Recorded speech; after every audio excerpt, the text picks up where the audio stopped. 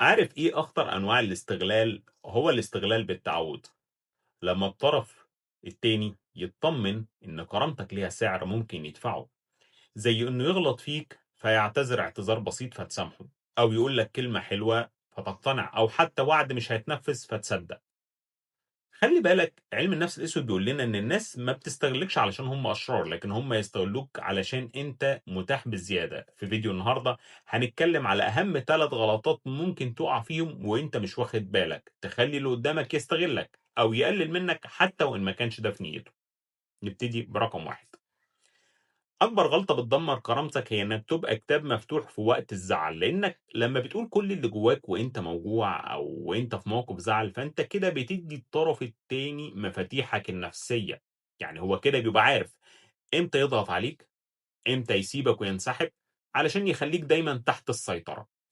وعلشان كده الكرامة بتبتدي دايمًا من الغموض النفسي، يعني مش لازم الطرف التاني يعرف كل حاجة بتوجعك علشان ما يعرفش يستخدمها كأداة إنه يسيطر عليك بيها وقت ما يحب.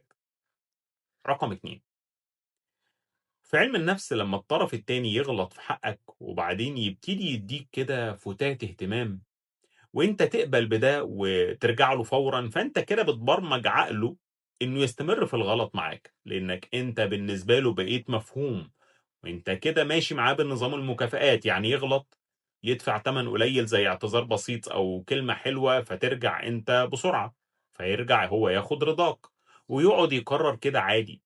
فلازم أنت بقى تحافظ على كرامتك بإنك ترفع تكلفة الغلط ده، مش معنى كده باقول لك اطلب فلوس كتير أو هدايا كتير، لكن خلّي الاعتذار ما يبقاش مقبول إلا بتغيير سلوك حقيقي، مش مجرد ندم لحظي.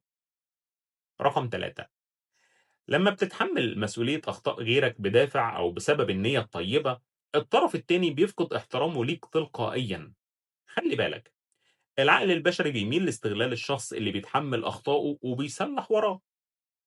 وخلّي بالك إن كرامتك بتتحفظ لمّا تسيب كل واحد يشيل شيلة أخطائه، لو شِلتها عنه مرّة هيرميها عليك كل مرّة.